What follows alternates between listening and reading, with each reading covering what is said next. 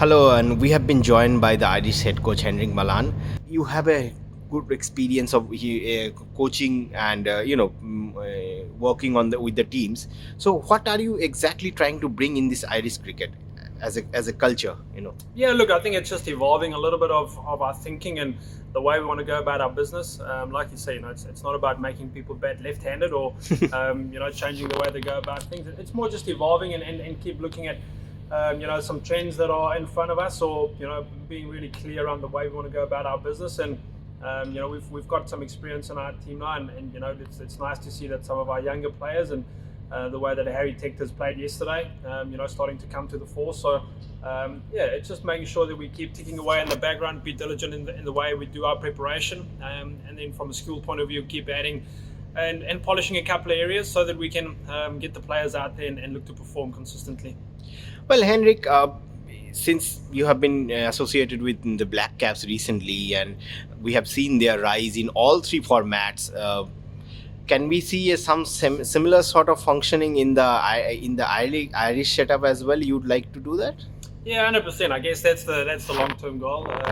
It's to make sure that we keep building our squad depth and create some healthy competition. It's definitely a work in progress for us, and I guess if you look at the selection that the committee's made for this tour or this series is adding a little bit of that youth into it with a fair bit of experience at the same time. So creating more opportunities and exposure for those guys to come to the fore and see someone like a Connor Alford bowl yesterday, and after that first ball get out the park to then pull it back and bowl nicely for the next 2 overs. So it's making sure that we keep looking at that side of things too, and hopefully we can do that over the next little period. As a head coach taking up this assignment, what is your primary objective at this point? Yeah, look, I guess any objective is to try and win cricket games. Yeah. But it's also making sure that we really clear about the way we want to play and looking at that process side of things. And the main goal at this stage is to use the 10 or so games that we have leading into the World Cup and try a couple of combinations and maybe build a little bit more experience, a little bit more depth in certain areas, and then hopefully we can hit the ground running when it comes to the World Cup. Some of your players haven't played enough cricket, especially they have played some domestic cricket, but they haven't played enough international cricket. Do you think as a coach this is a big challenge for you, giving them more opportunity to play? 100%. The accelerated learning pieces is all out there in the middle. So it's about being clear with the way we want to do our review and our preview processes. But on the back of that, it's getting out there and actually playing as much cricket as we can. And like you say, even in our interprovincial competition, unfortunately, rains and the weather's played a bit of a part in that. But look, we're looking past that and we're trying to make sure that we find ways to accelerate that learning off the park and get guys to be diligent in their preparation from a training point of view, be clear on what they want to try and work on. And then hopefully by doing that, we create that consistency in our habits and that allows them to go out there and play. And since we are talking mostly about white ball cricket, but Ireland is a test status. They have a test status. They have played test cricket at home also. So what is your red ball scheme of things? So I love red ball cricket as a start off point, and hopefully we can get back into the swing of things and from a domestic point of view to play some more first class cricket. And like you rightly say, we are a test playing nation, and hopefully on that front we'll get some matches too in the near future. So look, it's definitely something that we discuss quite often in the background to try and see what that looks like from a training and preparation point of view. And again, it's our job as coaches to make sure that we try and prepare our players adequately. And this is probably the third consecutive year that there will be no red ball domestic cricket. Maybe you look to have a change in this thing.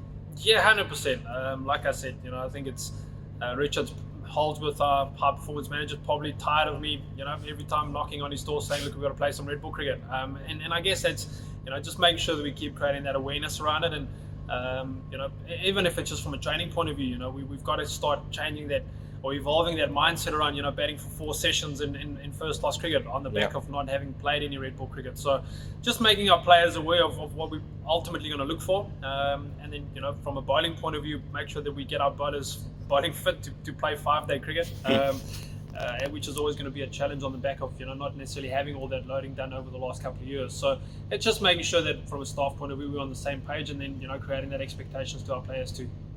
And talking about the T20 World Cup in Australia, which will be of course Ireland's big assignment this year, you have a lot of experience in Australia. You know those conditions.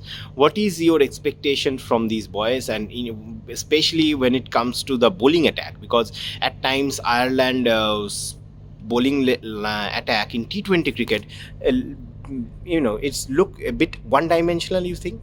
Look, I guess it's understanding where we're going and do our homework around that. Like you said, we know we're going to play on some bouncier wickets, some faster wickets. So it's making sure that our skill sets align to that. So whether it's the ability to bowl more bounces or short pitch deliveries, or whether it's the ability to consistently hit wide hole or straight hole and at different paces. And I guess you look at someone like a Connor Alford and looking at adding a bit of variety to our attack too. And hopefully, that all comes together for us as in the build-up to the World Cup. And like I said, hopefully we can use these games to see what that gives us and have some more options leading into that competition. And on the batting front, maybe you look to have add a few power hitters in your team, because on that front, I think Ireland has a little bit of lacking, I guess. Look, we've seen over a period of time that the guys batting in our top 4 or 5 has done a sterling job for us. And I guess it's been a bit of a work on in the background over the last little period to ensure that we expose guys to what is expected in that 12 overs onward period, and like you say, it's the ability to get 12 off 6 balls or 20 off 12 balls, and it's definitely a work on for us, and it's creating awareness around the way we train, and hopefully we can take that confidence into the way we play. And like I said, it's a major work on, and hopefully we can see the fruits of that work in the not too distant future. You have been working with your boys, so can you please tell us, your audience, that who are the players they should look forward to watch in the T20 World Cup? Harry, we have seen that what he is capable of on the other day. Yeah. Look, I think it's unfair sometimes to throw specific people under the bus and say, look, I think these are the guys that's going to be good. I like the way that we set up. We've got some experienced guys who's been around the world and played some franchise cricket, and then we've got some real exciting talent. So. Look, I think it's a focus for us to put that ultimate team test and competitive to the fore, and that's going to be our drive. We want to see team performances. It takes squads to be successful. It doesn't take teams. Teams play, but squads do the work behind the scenes. So for us, it's a squad effort, and hopefully we can keep building on what we've put in place now and see some results in the short term. My final question to you is that I am sure you are aware of the development that cricket might be a part of the Olympics in 2028. Cricket will be played in the Commonwealth Games in Birmingham this year, women's cricket. So on that prospect, if cricket becomes an Olympic sport, do you think that, especially on from the point of view of Ireland, it will the popularity of the game will grow? Look, and more investment will come in? Yeah, 100%. And that participation part is huge. And the more, as you all know, the more people we can get the game exposed to, the more people you'll have to pick from eventually. And hopefully we can keep driving that through the way that this team operates and reaches out to the community and get stuck in. And hopefully we can then see the results of more participation in the longer version of the game too, and gives us more options, which is great. Well, thank you, Heinrich, for your time, and I wish you all the best for your assignment.